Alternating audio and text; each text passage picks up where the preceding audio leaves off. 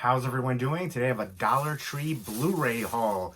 And if you've seen the movies in here, definitely let me know what you think of them. Let me know which one is your favorite from this Dollar Tree Blu-ray haul. And if you picked up any Blu-rays at the Dollar Tree, let me know. Leave me those comments down below. I picked up 13 titles, 2 are DVDs. The rest are Blu-rays. And I'm pretty excited about this. I remember a couple years ago when the Dollar Tree got some Blu-rays in. It was like a huge thing. And it was like twice a year. But now I feel like they're getting it like 4 times a year, 5, even more. You know, it's every few months now. It's pretty exciting, and I'm appreciating it. For a fan of physical media, I love it. So, you know, a lot of ones in the beginning were just like kind of off-brand ones, but now they're getting a lot of big studio titles. Unfortunately, it's a lot of ones that I had already. Like they had, you know, a bunch of Warner title ones, Warner Brothers ones, a few other studios like Fox, things like that, but there were ones I already had for the most part. So there are a bunch of other ones out there that I think are good titles, and again, blockbuster mainstream stuff, you know, Focus, Transcendence with Johnny Depp. There's a few other ones. Focus, I was a big fan of that one too. Margot Robbie, stunning. I like Will Smith a lot too. I think he's a great actor. But there were some ones in here that I was surprised to see, and some ones in here that I didn't see other people pick up. I've seen some other Dollar Tree haul videos, and I didn't see anybody pick these particular ones up. I know each Dollar Tree has different stuff, but let's go ahead and get into it. First up is Dark Shadows from Tim Burton. So, you know, of course, he cast certain people that are in a lot of his movies. Johnny Depp, and then his ex-wife, I guess now, Helena Bonham Carter. And I loved the first half of this movie. I hadn't seen it. As soon as I got it, I popped it in. I was really enjoying it. And then the second half just kind of fell apart to me, especially the ending. The climax was not what I was expecting. Certain things were unnecessary, like the one character was a werewolf and just kind of came out of left field. They didn't really build anything up for that. There's a few things here and there that just felt out of place, like some of the raunchy comedy too. A little short of 2 hours. Again, the first half I was really into it. I love the comedic aspects. I love the cast of the characters. It's based on the old TV show, which I never saw, but I do have the 2 movies. There's 2 other previous movies, which I have over here somewhere. It's Night of Dark Shadows and House of Dark Shadows. And those ones had some of the original cast members too. So it's basically, you know, that kind of same storyline, but kind of modernized. And I like the cast in here too. Michelle Pfeiffer, again, Helena Bonham Carter, Eva Green, Jackie Earle Haley. I wish his role was a little bit bigger. Johnny Lee Miller, Chloe Grace Moretz, again, Johnny Depp. A few other recognizable people too. But yeah, he was buried. The girl that he was with at the time turned out to be a witch and just ruined his life and got him buried. And then they were digging up, and he gets out and he goes back to his, you know, family mansion, and he's trying to fix everything. It's Barnabas Collins is who he is, and it was Collinsport, I believe, was the name of the town. And so, you know, it's back to the year 1972 is when this takes place. He's just trying to restore his family name and the house and everything like that, and meet his new family members, essentially. And all kinds of hijinks ensue. And he finds out that his ex, who did all these terrible things to him and his family, it's still around, and she's, you know, the big head honcho there. So some hilarity ensues for sure. I thought it was decently entertaining overall, but again, there's a kind of a tonal shift in the first half. I really enjoyed the second half as a bit of a letdown, especially the climax. So I definitely wanted more from it. I could see them making a sequel for this too. It definitely needed to be tweaked a little bit, but I still enjoyed it, and I could see myself revisiting it.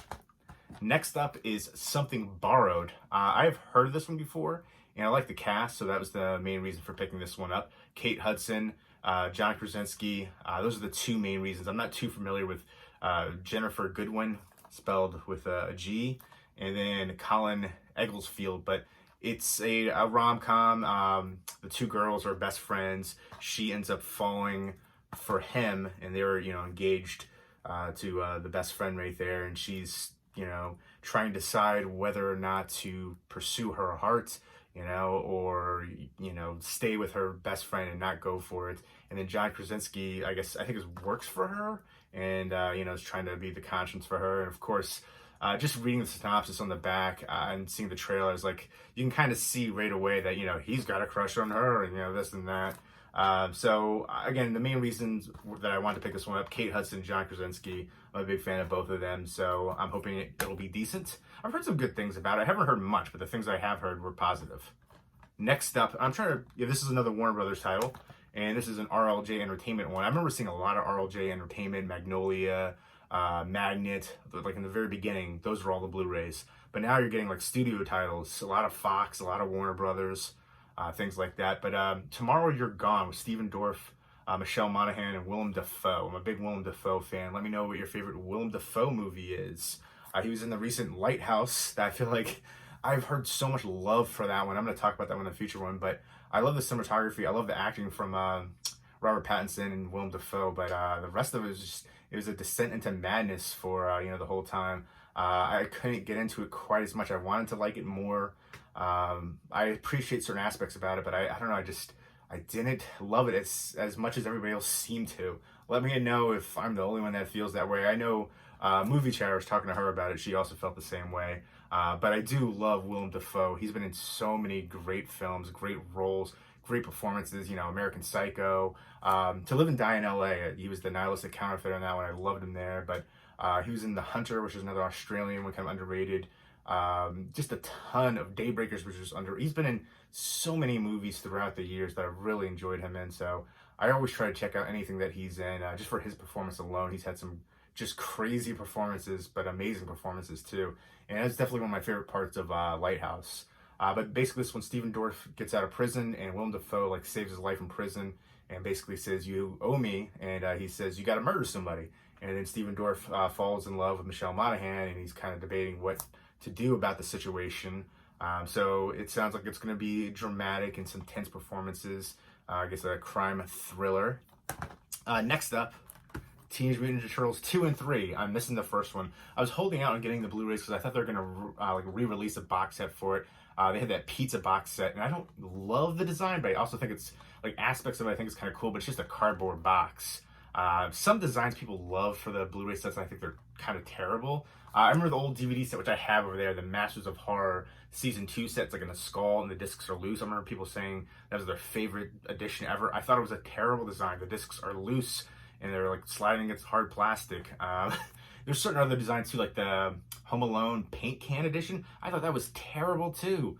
And then the Home Improvement set, it's like a big toolbox that takes up so much room. All these sets that people normally love, I just usually can't, I'm just not a fan of. And the pizza box one, I like the concept behind it, but the design was flawed. It's just cheap cardboard, and I get, that's what a pizza box is made of, but for a Blu-ray set, it just, I don't know, I wanted more from it, especially for the price point, and I think it's out of print now too. But I digress. I was hoping for a re-release with a better design, but Secret of the Ooze 2, Go Ninja, Go with Vanilla Ice, and then Turtles in Time 3. I remember seeing this one in the theater. I remember it not being great, but I still enjoyed it, and I haven't seen it since it came out. At least when I was a kid, I enjoyed it. We'll see how it holds up. But these were things that I just grew up with, and I remember the Turtles in Time video game. I remember having, I think, Super Nintendo, and then there was like the arcade game for it too. But a lot of nostalgia for me, so I'm excited to revisit these ones. And for $1 a piece, I'm souped. I could go without the box set now if I could just pick up the first one. Maybe another Dollar Tree will have that one, hopefully. Next up is Journey to the Center of the Earth with Brendan Fraser. And I know there's a few other recognizable people in here. Josh Hutcherson's in here. I know there was somebody else that was well known in here too, but I haven't seen this iteration of it. I've seen the old school Journey to the Center of the Earth, but yeah, based on the old classic Jules Verne. And yeah, I don't know. It looked like it was going to be a fun time. The CG effects looked iffy to me. I remember seeing like clips and trailers for it, but I'm gonna give it a shot. And for $1, why the heck not? That price point, I'm souped on that. To me, it's amazing. I love it. I feel like, I know there's so many streaming services out there, but it just can't compare to having, in your hand. You don't have to worry about any issues. Just overall, it's going to be better picture quality. And, you have the special features. You got the physical packaging right there. I don't know. I'm always going to be a physical media fan. And, vinyl's made this huge comeback for years now. And it kind of blows my mind. And I still feel like there's always going to be Blu-rays. There's always going to be, that kind of physical media release. In the years to come, it might be limited. Been saying this for years. Certain companies like Twilight Time, they'll do limited 3,000 copies. Maybe a bigger studio like, Warner Brothers, something like that, Sony, Fox, Lionsgate, maybe they'll do limited to 100,000, 500,000, something like that. And that's just the way the future is going to be. But then smaller studios will be like, limited 3,000, 5,000, 10,000, something to that effect. But yeah, it's interesting to see a lot of these big budget studio releases in here. And I'm definitely happy to have the opportunity to pick this up for $1 a piece. Sometimes the digital copies will be in here too. I remember like the last one for, I think I ended up selling it and the codes covered the cost for the movies themselves. So it was like getting them for free. So that's awesome. Even if they're expired, sometimes they still redeem. Depends, But next one is In the Valley of Elah, which I've heard good things about, but I haven't heard a lot of things about. But I like the cast here again too. Tommy Lee Jones, Charlize Theron, Susan Sarandon. And this is basically, it's directed by Paul Haggis. And it's going to be a war drama. It looks like it's going to be some maybe some emotional times going on there. Tommy Lee Jones' son, he comes back from a tour in Iraq and goes missing. And I guess there's a kind of, he looks to find him and see what's going on. And I guess there's a tangled web of cover-up, murder, mystery, and just basically talking about the effects of war on, the people involved, the families involved, and things like that. I don't know if there's going to be some PTSD issues or if it's just going to be about the cover-up.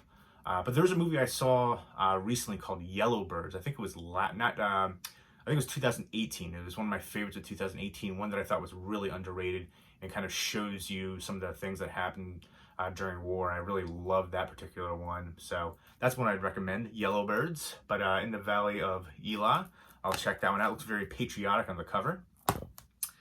Next up is Devil's Due, which honestly, I'm not sure if I saw this one or not. I remember the cover, but there was a few ones in the same kind of couple year time frame that had a similar title, similar concept. I think she gets pregnant by the devil's baby or a demon's baby or something to that effect.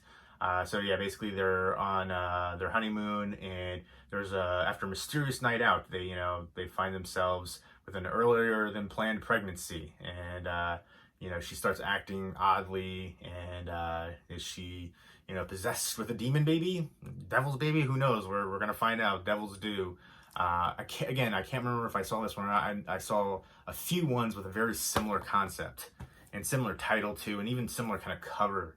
I remember that. But next up is Outpost, Rise of the Spetsnaz. I remember loving the first Outpost movie, which I believe was DVD only, and then the second one was, I can't remember the name of it right now, but I thought it was decent as well. That had a Blu-ray, and then this has a Blu-ray. So I'd like to see like a Blu-ray box set for that. The first one was amazing, super underrated Nazi zombie film. Not to the level of Dead Snow, which is a great, zom-com, but this is, I guess, an elite squad of Russian soldiers at the closing stages of World War II. They fall victim to these, super Nazi zombies right here. So they have to fight to survive.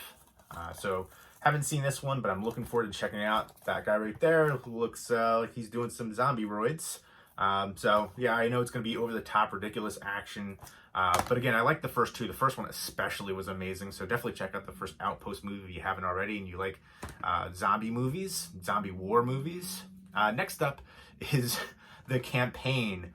This is the extended cut, and I think I might have had this on DVD and got rid of it, and I never picked it up on Blu-ray. And I remember this being ridiculous, and it had some really funny moments, and I like how they played off of each other.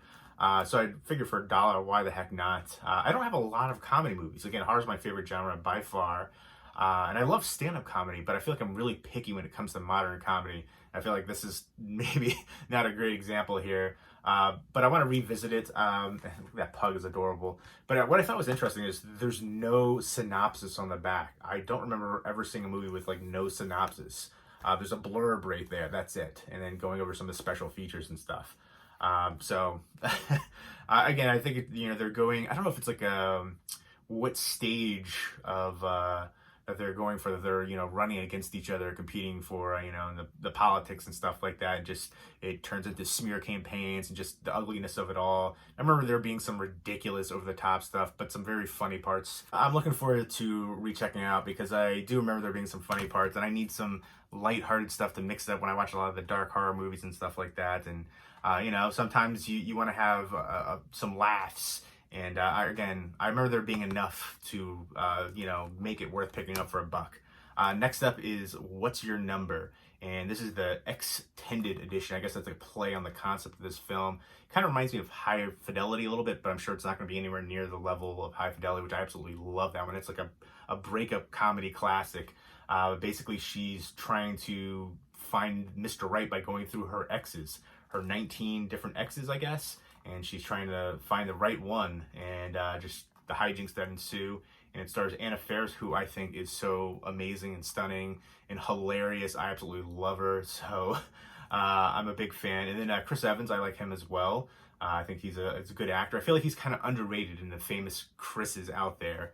I feel like in the whole realm of the modern past, 10, 15 years or so, there's been a bunch of different famous Chris actors, and he doesn't get quite as much appreciation as some of the others.